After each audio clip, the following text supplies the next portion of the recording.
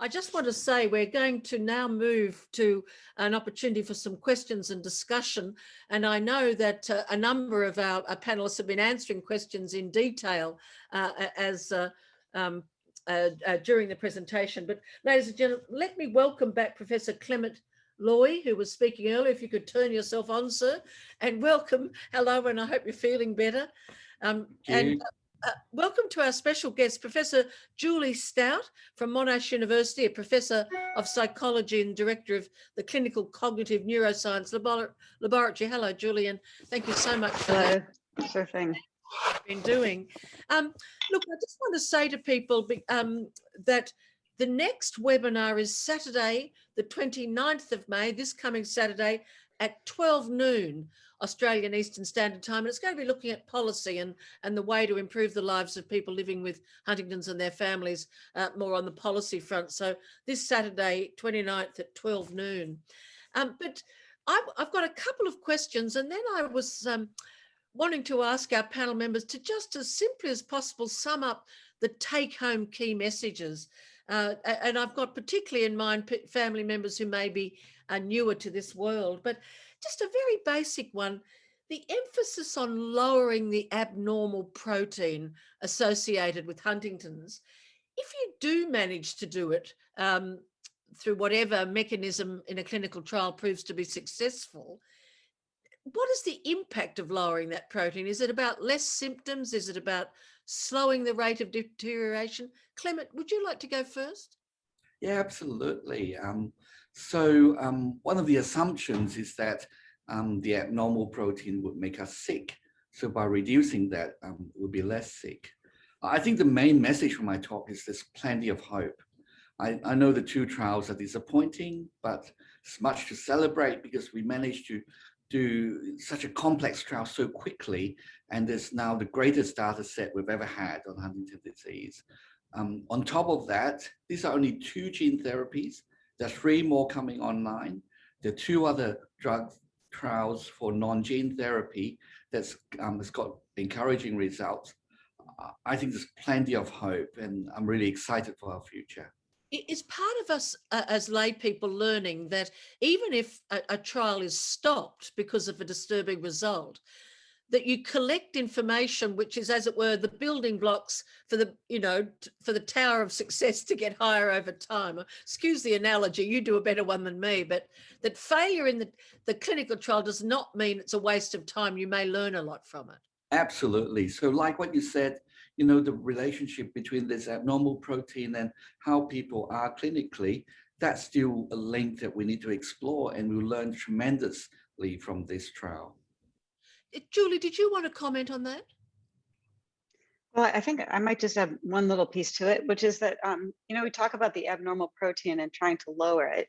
What we believe is that abnormal protein, it makes the cells in our body, and in particular our brain, function poorly and may even kill those cells.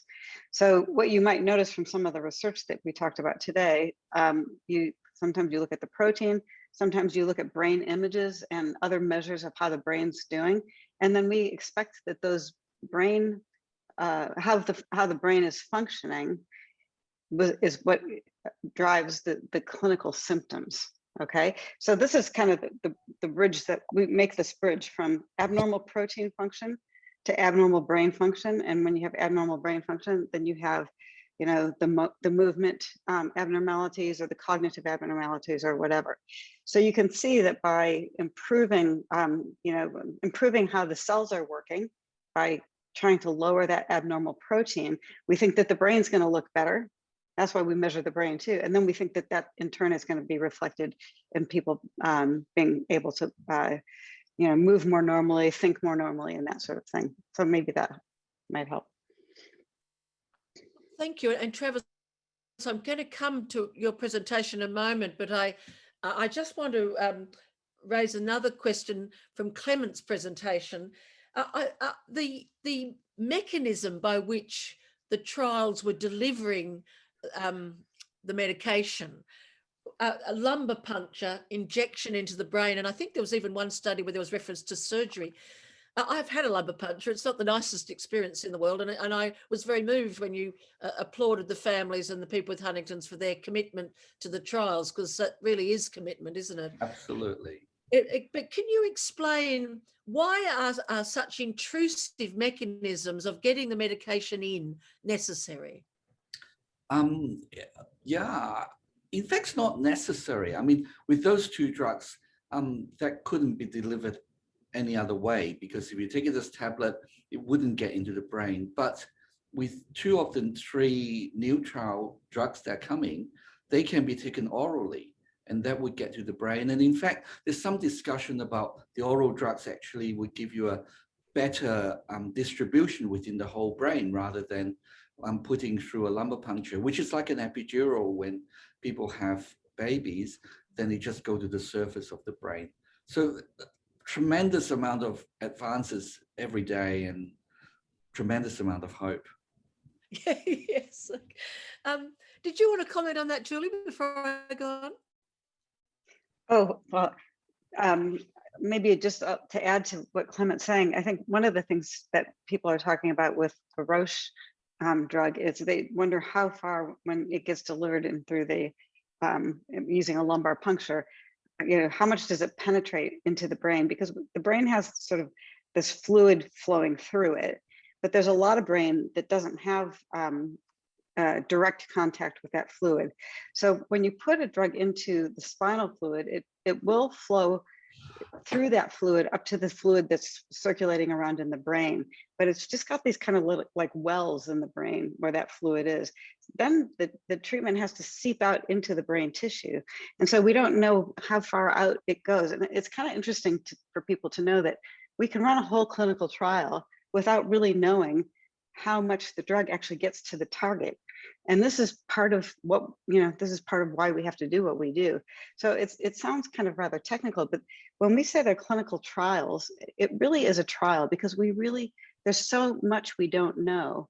And so, this is an example where we really don't even know, did it have the effect of getting to the parts of the brain where it needed to get to have its effect.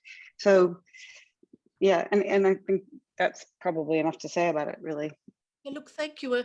A question's popped up there, Clement. Is the new wave drug trial happening in Australia? My understanding is it may be. Some sites might be doing that, and Julie might know whether Melbourne is doing that. Yeah, the stage that trial is at is that there's a company that's kind of looking around at all of the potential sites, and there are a few sites in Australia that have agreed to participate in the trial. There's not been a final selection yet, but we do have an indication that it's likely to run in Australia and in Melbourne in particular, and I believe possibly one or two other sites as well. Look, thank you. And Travis, it may have been you that answered the question that was up there earlier, but there was a question basically asking, and it was just as your presentation was beginning, I think, should we be out there exercising, doing yoga, improving our diet, having a natural plant-based diet? What are your fundamental takeaways from what you've said? It sounds like it's a structured structured exercise under the guidance of skilled clinicians in a multidisciplinary environment is a tremendously good idea. That's what I was left thinking. How would you sum it up? No, definitely. I think while we wait for these exciting drugs to have these beneficial effects that we're all hoping for, we should be maintaining a healthy lifestyle. And there's been a lot of observational work, and obviously a lot of the clinical studies are coming out now, and preclinical studies have shown this for a long period of time, that if we can enrich our lives through exercise and maintaining a healthy diet and maintaining healthy sleep habits, that we're going to be able to hopefully maintain function and at the brain level as well as the peripheral level for as long as possible.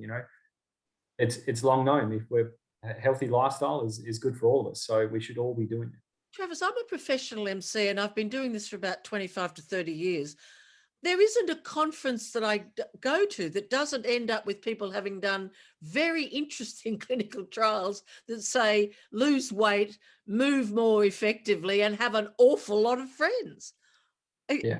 And may I ask, and I'm not sure who's best to answer this, but why does having friends help our brains? That is a really good question, Julie. To be honest, I don't think, at least from my perspective, I don't have an answer. I know that there's a lot of literature that's emerging suggesting that there is a link between the size as well as the diversity of the social network and obviously the brain, brain structures and brain function. But I'm not exactly what is actually causing or mediating that positive benefit. I mean, Julie, you're probably in a better position to answer this one. Well, I think that the discussion that I hear about it is that maybe it relates to stress. So another thing that's probably bad for us is stress, and having a good social network might serve as a kind of a buffer to that stress. And it increases the chance that you're going to get support when you need support and things like that. So it's not a very well tested idea, but it could be that loneliness is kind of a proxy for experiencing stress. I don't know. That's the best idea I have. Clement, would you like to offer a comment? I don't know. I think social contact and networks so important on so many levels. It's not just biological, it's psychological, it's social. Yeah. Can't see why we shouldn't have friends. I'm just interested, particularly in this thing about cognitive capacity. I mean, at the practical level, and I'm sure if there's people watching this evening who are living with Huntington's, when one is ill or one has a difficult diagnosis, there's no question that if you have a loving family and good friends, particularly when transport is so critical to every aspect of healthcare, that you're much more likely to do well, to get to your appointments, to attend your procedures, whatever they are, and recover, as well as staying optimistic and committed to the path, if you've got good friends or good family. I mean, there's that practical side, but I suppose we've had such a scientific presentation. I thought there might be a scientific understanding. Clement, another question there. The person, Anthony, who asked about the new wave drug trial happening in Australia said, what about the other drugs Clement mentioned? So what's happening in Australia in relation to these critical trials, I guess, is the question. Excuse me. So some of these trials haven't been, sorry? I said, this poor man should be in bed, but thank you for being here. Yeah. Some of these trials haven't been announced yet, so we don't know whether they would include Australia. Yeah, so we know that the AMT brain one is not in Australia. The other two, perhaps one might, we don't know at this stage. Okay. I can comment on that a bit if that would be helpful. I've been doing some work to try and promote Australia as a potential clinical trial site, and poor Clement, goodness. Sorry. And what I can tell you, so there's a few steps that you go through in determining that. Some companies are a bit reluctant to come to Australia because, maybe the headquarters is in, the US somewhere or somewhere in Europe, and it's kind of a big deal. Also, when they go to different countries, they have to deal with the different regulatory bodies like the TGA in Australia and so on. So there's a little bit of a reluctance sometimes to jump all the way over here and do something. But what we're trying to do right now, for example, although I'm talking from Melbourne, we're trying to sort of promote the idea that that Australia is a very good place to do trials because we don't have much COVID. Our sites are not, say in certain sites in the US, they're doing every single clinical trial, and it's hard to find enough patients to do them and so on. So we're really promoting the idea that Australia is a good place to do a trial and trying to bring the trials in. But we don't want to just do every possible trial. We want to bring in trials that we think people are going to, feel good about participating in, that have, where the risks are well managed, so that we don't have patients having complications that are, very discouraging and things like that. So what I can tell you is that even just in the past 2 weeks, I've had contacts about 2 other clinical trials where they're looking at the possibility of coming to Australia. And some of these trials are much less complicated than the ones that we've participated in already. But I think that we want to continue to encourage this because many people in the HD community find it, to be a very hopeful thing to be involved in trials. And all of the doctors, like Clement has been involved in many trials, and we have doctors from all of the main specialist clinics, which, by the way, there aren't very many of, but we do have an interest from all of those. And we're trying to build up more clinical trial sites so that we can offer those to more people across Australia. Because I personally, I think it's really important to do that. And I think many patients and their families gain a sense of meaning and purpose by thinking they can assist others in the future, even if there isn't immediate benefit to themselves. That's right. I've got 2 more questions, and then unless another question comes up from the Q&A, I may conclude our evening. Julie, could I just add one thing? Of course. Sure thing. For people that for people looking for trials, we have a page on the Huntington, New South Wales and ACT website, which we constantly post if we've got a new trial. So if you're wondering and you're in Sydney, and that will be the place to look. Whenever we have a new trial, we'll put on there with the Huntington, New South Wales ACT, which Louis kindly hosts. Sorry, Julie. No, thank you, sir. Thank you very much. Travis, I just wanted to ask you about the light therapy that we saw. What's that about and what does it achieve? Light therapy. So I suppose there's multiple different light therapy options that are currently being used for combating certain aspects of conditions. So probably the first cab off the rank was bright light therapy, and it was designed to combat seasonal affective disorder. But then they realized that it may have some benefits for people living with Parkinson's disease or chronic fatigue syndrome and other sort of conditions like that, where people find it difficult to get up and get moving out of bed, and they've got that heavy fatigue. But the problem with the original bright light therapy was that it has a very high lux, so the light is very, very bright. So they couldn't actually really embed it into things such as glasses. So then people had to sit down in front of this lamp and sit there for around an hour, and then it wasn't really practical, and people didn't actually adhere to it too well. But the one that we're working with is a company called Retimer, and they use a green-blue light spectrum of light, and it's the lux is a lot lower, so it's a bit more dull, and then it acts on the cells within the eye to cause an arousal-based effect. So it's aimed at combating fatigue, and fatigue was just brought up as a significant issue to the Huntington's disease community as part of a very large sort of qualitative sample.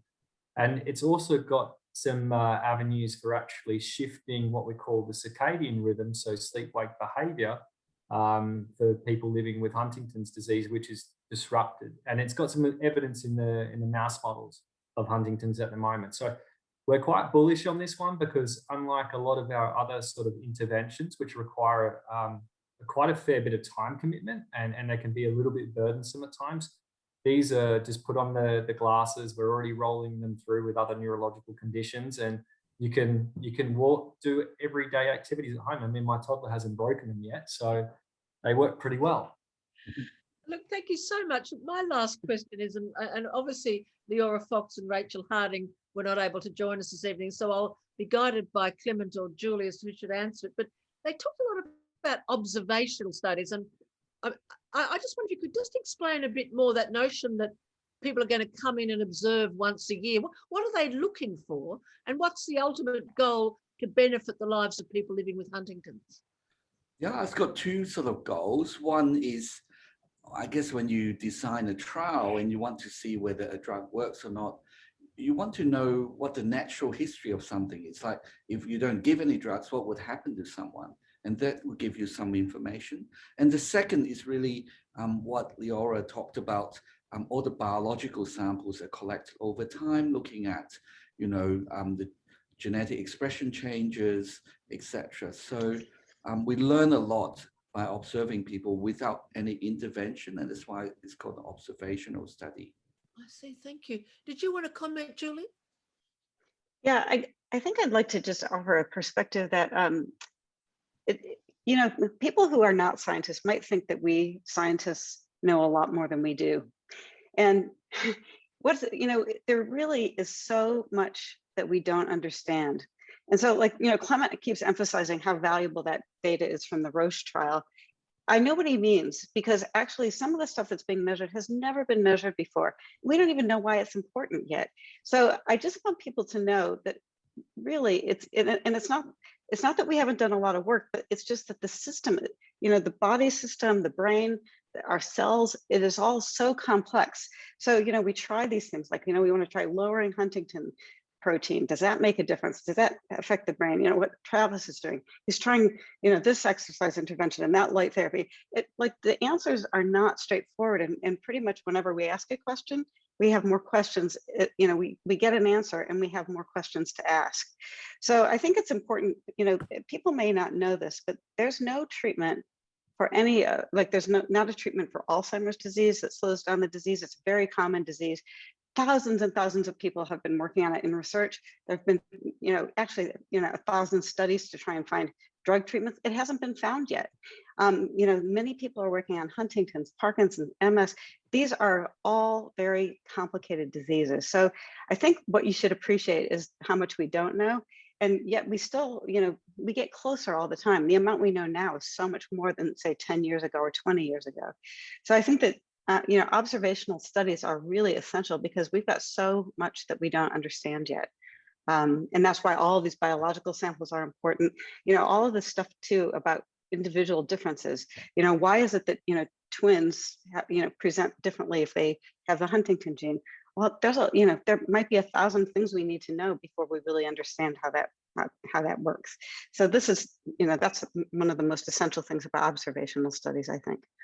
And I did want to mention just that we, in Australia, we are getting ready to launch a registry to help us start studying the Australian population. This is something that people can watch for, that you'll be getting, you know, some information about over the next couple of months, because it's just about ready to go. And we're going to hopefully be able to do, you know, a lot more in terms of understanding people's experience with HD here in Australia, and it'll be an opportunity for more observational and interventional research. Well, look, thank you so much, and thank you for that explanation. And on behalf of everybody, I want to thank Travis, Dr. Travis Cruikshank, Professor Clement Loy, and Professor Julie Stout, you know, for giving us your precious time, and also for some marvelous presentations. And I'll just conclude our session by also thanking Roche, our sponsor, the Australian government, for their contribution, and the exhibition sponsor, Novacor, Novacor, who make beds and chairs for people living with Parkinson's, with Huntington's, that are quite remarkable. And as I said, the next webinar in this series is this Saturday, the 29th of May, at 12 noon Australian Eastern Standard Time, looking at policy. So we'll have some policy experts. And I know that my dear friend Lewis Kaplan from Huntington's New South Wales ACT is behind the scenes. So I'm wondering if all the people on screen could clap Lewis for all the work he's been doing. And I'll ask Lewis now to close our evening. And thank you very much for being with us. And all this will be on the website for Huntington's New South Wales ACT next week, and available to people. See you next time. Thank you, Julie, too. Thank you. Thanks, Julie. Yeah, thanks a lot, Julie. Cheers.